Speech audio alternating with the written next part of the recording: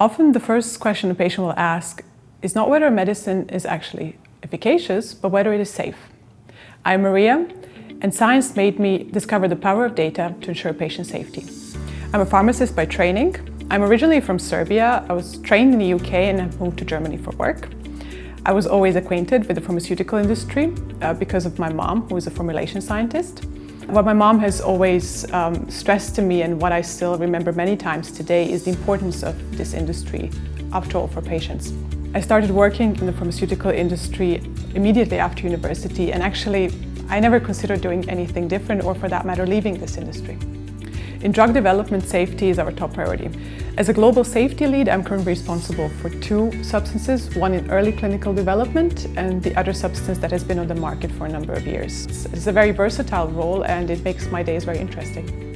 As we move from clinical development into the post-marketing period, the challenges we are faced with very much change. All of a sudden, we are faced with large amounts of real-world data that come from an undefined setting, an uncontrolled setting. This means that these data are very hard to understand, and it is hard to be sure that what we are seeing is sometimes a true causal relationship. We always want to understand whether there are risks that we can minimize or even completely eliminate at best. It was my university professor who got me interested in epidemiology. And actually today, it is those epidemiology skills that help me understand the real-world data that we work with in safety.